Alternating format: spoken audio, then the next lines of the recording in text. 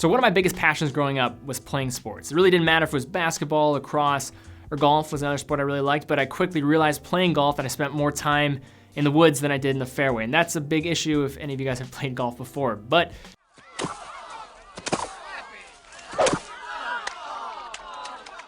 in this video, we're gonna be looking at golf, but I'm not gonna be playing it, thankfully, but looking at watches of professional golfers.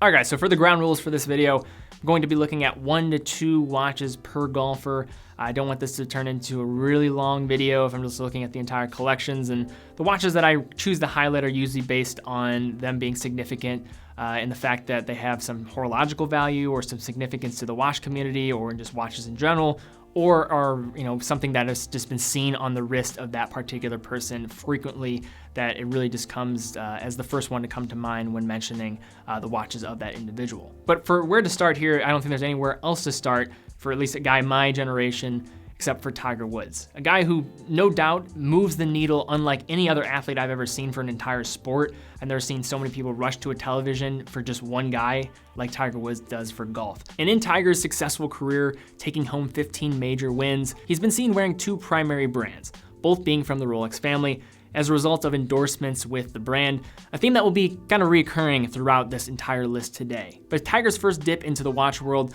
was in the late 1990s with Rolex sister brand Tudor. At the time, Tudor was not succeeding nearly to the same degree as they are today, especially in the American market. But during this period, they announced the release of a new co-branded chronograph model with Tiger Woods called the Tudor Tiger Prince Date Chronograph. The watch, looking at it head on, looks like a Rolex in its design with the Cyclops and nods to the Daytona throughout, apart from a vertical chronograph register display being powered by a modified Valjoux 7750. The watch's key style differentiator, the writing of Tiger in bold lettering right beneath the 12 o'clock register, and nowadays can still be found quite easily on the secondary market for prices trading between around $3,000 to $4,000. But following his run with Tudor, Tiger has recently become an ambassador for Rolex, with the most commonly seen model on his wrist being the Rolex Sea Dweller Deep Sea. So Tiger has been seeing many of the latest generation models, so the 6-digit reference numbers, with the inception of these 6-digit reference numbers being in 2008, and with these models coming in a case size of 44 millimeters, being some of the largest main catalog pieces ever made by Rolex, all by showing up the Submariner at its own game of water resistance of 3,900 meters, with Tiger most recently wearing the Sea Dweller D Blue, as he lifted the trophy after his incredible bounce back win of the Masters this year. The Sea Dweller range retails just north of $12,000 and are one of the few Rolex sports models where prices don't skyrocket to the moon on the secondary market. And as I said in my Kevin O'Leary interview, I think the Sea Dweller is one of those rare instances in current modern day Rolex where the tool watch ethos that the brand has just embodied for so long is still right front and center. Now next up we have Bubba Watson. 2-time Masters winner, taking home the green jacket in both 2012 and in 2014. And despite these wins, the guy appears to be a complete goofball and doesn't really take himself too seriously from interviews and videos that I've seen of him. But out of all the watches mentioned here on the list, he might have the most serious piece in terms of price, with the watch that he's most often seen wearing being the RM55 Bubba Watson, a model produced with the independent luxury watchmaker Richard Mille. And since their conception in 2001, Richard Mille is probably one of the more pop culturally relevant watch brands and just brands in general, with athletes wearing them, as well as I think where I've seen it the most is with rappers mentioning them frequently.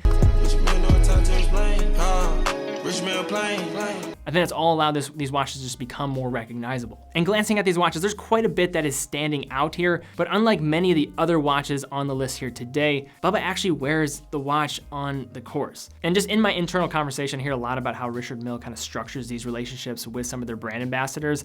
It seems that who the people they target, as well as kind of how those negotiations are kind of set up, this is just things I hear through the grapevine, it really is set up for them to be able to wear it during the actual sport itself. And I know there are many that are gonna say different things about Richard Mille, but I do say, I mean, if you're gonna look at one of the positives of this brand is the fact that they are able to produce watches that are gonna be able to take the taxing conditions of wearing it in an actual athletic setting. I remember just seeing, as a Browns fan, OBJ wearing one on the football field, and that's actually pretty remarkable considering just the actual physical contact that comes with that sport. But looking closely at this watch, it showcases a unique mix of materials of titanium, aluminum, and ceramic while uniquely displaying the manual caliber by attaching the skeletonized base plate to the internal side of the titanium case, which in turn is going to help with maintaining a high resistance to shock. And with its muted colorway, I think this is one of the more tamer models from Richard Mille, but the watch produced in limited supply, with Richard Mille only producing less than 5,000 models a year, is trading on the secondary market between $150,000 and $200,000. Or in other words, the price of a new Audi R8 or a nice house here in the Midwest where I'm from. So choose how you want to spend your money, up to you guys. But following the decade of dominance during the 2000s from Tiger Woods, there have been several other golfers that have risen to the top of the rankings for shorter stints of dominance during the 2010s, with guys like Jordan Spieth, Dustin Johnson, and most recently Brooks Koepka. But with Dustin Johnson being an ambassador for Hublot and Spieth and Koepka both being Rolex guys, commonly wearing Daytonas on the wrist, I wanted to switch it up a bit and look at another golfer who has been one of the best over the past decade, Rory McIlroy. Since coming onto the PGA Tour in 2010, McIlroy has made his presence known, winning his first major the following year and has racked up a total of 4 majors as of 2019. In his time on tour, he has been seen wearing an Audemars Piguet as a previous ambassador for the brand, wearing an AP Royal Oak Offshore and a Royal Oak chronograph in stainless steel. However, in 2013, Rory jumped ship from AP to join the team at Omega. Since joining, he has commonly been seen sporting watches from the Aquaterra series, featuring more attainable variations, and in addition has also been seen sporting different speedies, following some PGA wins. Yet the watch most recently seen on his wrist is a new model from Omega, said to become available later this year, the Aquaterra Ultralight. The watch, aiming to live up to the name, comes in a titanium case and has an interesting collapsible crown while containing their impressive manual caliber 8928, a movement that is made from titanium as well, with anti-magnetic properties, resistant to 15,000 Gauss, has a silicone hairspring, and has a 72-hour power reserve. And when considering the overall value that usually comes with the Aquaterra line, I'd be thinking, hey, this is a great, just good value for money here. But this one retails for $48,600. Now, outside of Tiger, I feel like I keep bringing up Tiger Woods, but come on, I grew up on Tiger Woods PGA Tour video games, so anybody else play those games growing up? Whatever. But one of the guys that always was in second, but always probably the most beloved or right there with him, was Phil Mickelson. In his successful PGA career, Phil has won 5 majors and ranks 9th all-time in wins on the tour. And in an era where many golfers just tried to be a watered-down Tiger Woods, Phil succeeded in being unique and bold and a fan favorite with a sweet lefty swing. And despite being seen wearing a Rolex Day-Date on the President's bracelet, he mostly has been seen wearing perhaps the most underappreciated Rolex model ever created, the Rolex Cellini, a watch with roots all the way back to 1928 with the release of the Rolex Prince, a model released shortly after the iconic Rolex Oyster case design as a way to complement the sportier models and to capitalize on the Art Deco styling of this era. And since has become a bit of an outcast by mainstream fans of the brand, but also has many that love it as well. One of those included me, and I did a full review on the Rolex Cellini time.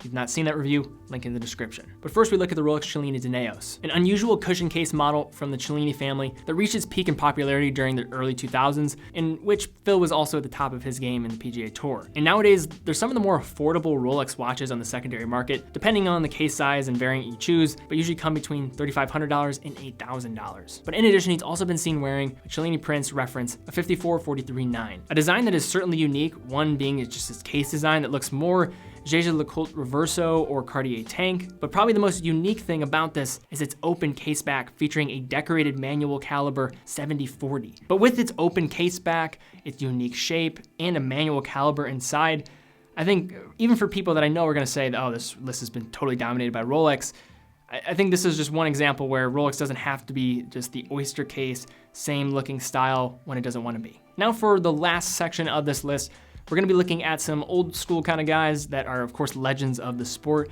First with Australian golfer Greg Norman. In Norman's successful career as a golfer, he's amassed one of the more versatile watch collections out there, from a gold AP Royal Oak, to a Rolex Hulk, to an Omega Planet Ocean GMT, and perhaps the most eye-catching from an enthusiast point of view especially, the Patek 5035. A 37mm diameter annual calendar from Patek containing a caliber 315 SQA, which also doubles in importance as being the first annual calendar ever produced in 1996, and certainly shines as a star in an already busy collection that he has. And if you've not seen Greg Norman's Hodinkee Talking Watches, you can go into more detail about what watches he specifically has in his collection, but for me, this Patek 5035 certainly stands out. But to conclude this video, I don't think we can look anywhere else except these 3 gentlemen, 3 legends of the sport, amassing 34 majors between the 3 of them, Jack Nicklaus, Gary Player, and Arnold Palmer. So these legends are tied closely both with their play on the course and their reigns of dominance and their friendship off the course that in turn does have a similar path in the world of watches. All three men wore Rolex and have been seen wearing them regularly. Arnold Palmer, when he wasn't wearing a day date,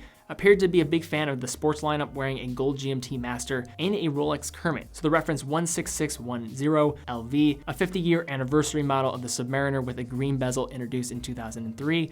And thinking of, I definitely need to do a review of one of those very soon. I just did a video of the Hulk versus the Smurf. If you've not seen that video, link in the description. But following suit, Gary Player also was commonly seen wearing many Rolex models as well, also being seen wearing a yellow gold GMT Master and a Rolex President in white gold. But out of the three, Jack Nicklaus manages to come out on top with his Rolex day date 1803. The watch was gifted to him by Rolex and has been seen on his wrist in the majority of his 18 major win trophy hoisting ceremonies, making it one of the most iconic celebrity watch pairings ever. And the watch is also going to be going up for auction this December. And the best part about it, Nicklaus is donating the proceeds to the Nicklaus Children's Healthcare Foundation, a charitable organization that benefits the Nicklaus Children's Hospital in Miami and 14 outpatient clinics along the Florida coast. A great gesture from a legend of the sport, and I'm really curious to see how much money this thing might go for. It might be able to even pass the Paul Newman Daytona auction that we saw a couple years ago.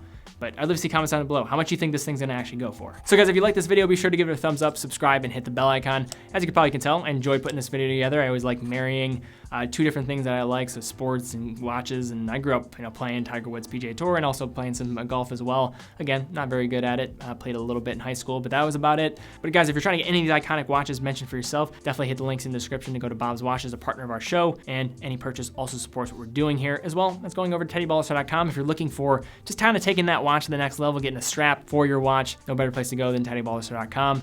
And then also, if you want to stay up to date with our watch giveaways, be sure to follow me on Instagram, fill out that watch giveaway form, but also just follow me on Instagram because I'm taking some awesome photos of watches. I have some Instagram exclusive giveaways that I have coming up as well, so stay tuned there. But guys, thanks again so much for watching. Be well, and I will see you all very soon.